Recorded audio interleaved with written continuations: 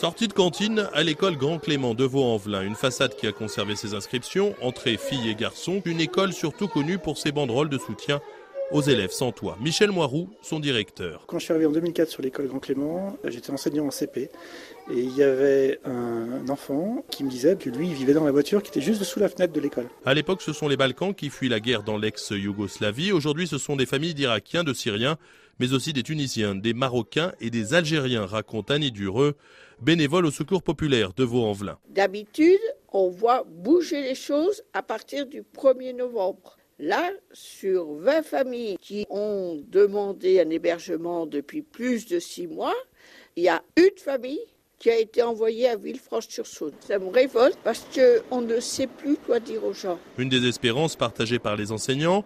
Quelques stations de bus plus loin, l'école Youri Gagarine. À quoi reconnaît-on un enfant sans toit? C'est un enfant qui s'endort sur les tables. Caroline Fricot, professeure de CM1, CM2. Il y a un énorme désarroi de la part des instituteurs parce qu'à la fois on est censé être enseignant et en même temps on se retrouve dans le rôle de l'assistante sociale en disant oh là là il leur faut des tickets de bus, tiens comment je fais? Ah oui c'est telle association qui fait les tickets de bus. On mobilise les parents pour trouver de l'argent, on les emmène à l'hôtel des fois. L'année dernière on a trouvé un logement pour une famille.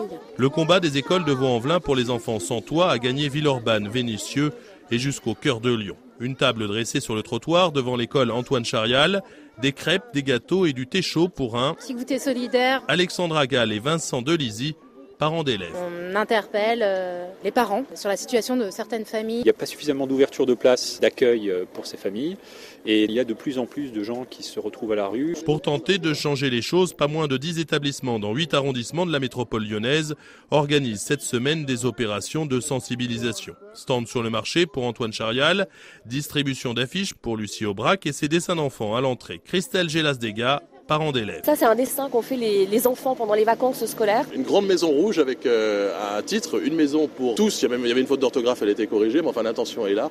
Il y a un chat, ça a l'air très chaleureux et puis il y a de la place dans cette maison. Et il y a marqué « Entrez tous » parce que dehors il fait froid. Christelle, comme Michel, entendu au début de ce reportage, ont été jusqu'à héberger chez eux des familles à la rue. Dans un appel au nouveau préfet du Rhône, le collectif Jamais sans toit recense 223 enfants aujourd'hui sans hébergement dans la métropole lyonnaise.